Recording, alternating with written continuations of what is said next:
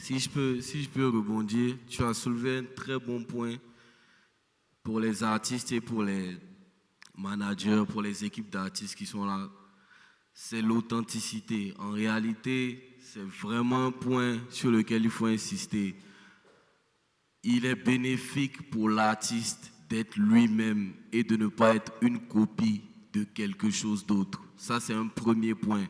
Parce qu'une marque comme Orange a les moyens de payer celui que tu copies. Donc, si tu copies, ils vont aller directement vers l'original. Ça, c'est un premier point. Deuxième point, il faut une certaine cohérence dans la démarche de l'artiste lui-même. C'est dans sa présence digitale. Il faut qu'il ait une cohérence. Bon, moi, je n'ai pas donné mon exemple de syndicat ou de quoi, mais je vais dans un seul sens.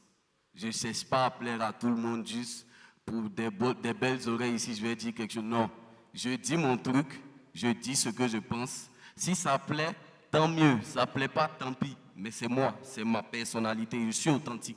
Je ne cherche pas à plaire, je suis cohérent dans ma démarche. Ensuite, là où je suis pas forcément d'accord, mais je pense que c'est uniquement une affaire d'interprétation. C'est là où tu as parlé de SAP. Moi, je vais pas limiter, je vais pas porter ça au fait de bien s'habiller ou d'être bien présentable, mais c'est d'avoir une identité. Moi, je vais plus orienter ça comme ça.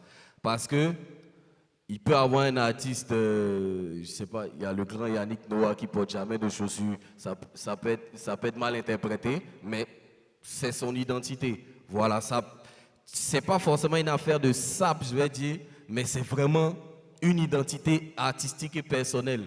À toi de voir si tu t'habilles en boubou tous les jours, si tu sois reconnaissable. C'est un premier point.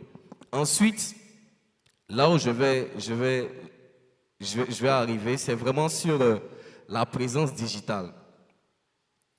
Il faut prendre soin de, je n'ai pas dit ses fans, je vais dire il faut prendre soin de ceux qui sont sur tes réseaux, de ceux qui te suivent, de ceux qui sont derrière toi. Il faut en prendre soin.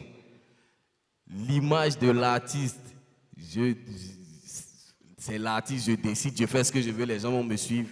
C'est très délicat, il faut faire très attention avec cette manière de voir. Il faut prendre soin de ceux qui te suivent.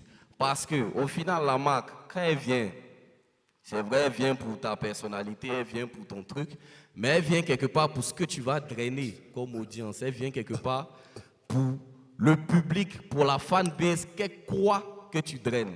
Parce que malheureusement, aujourd'hui, on a des gros chiffres sur les réseaux. Tu as des artistes avec 2 millions d'abonnés, 3 millions d'abonnés, je ne sais quoi.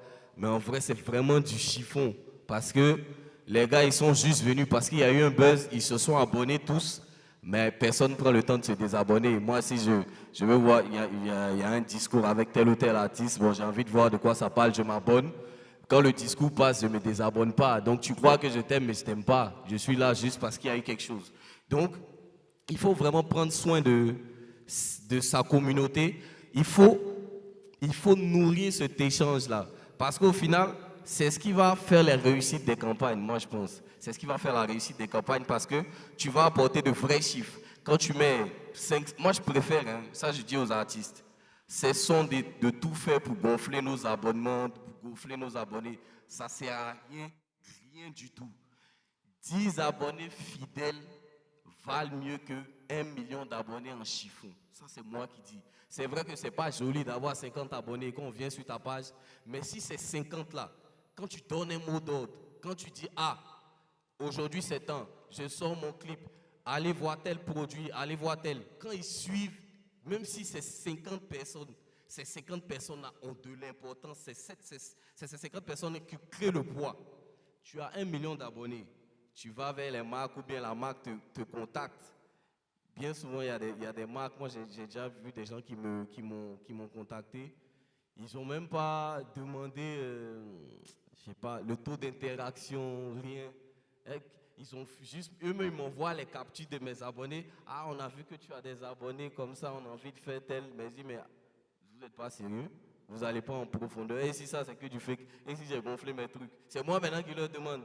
Ah, mais bon, donc, envoyez-nous maintenant. Je dis non, en bas en fait. Parce que bien souvent, les marques même s'arrêtent juste à l'image qui est projetée. Et c'est bien souvent ça qui crée beaucoup d'échecs de campagne.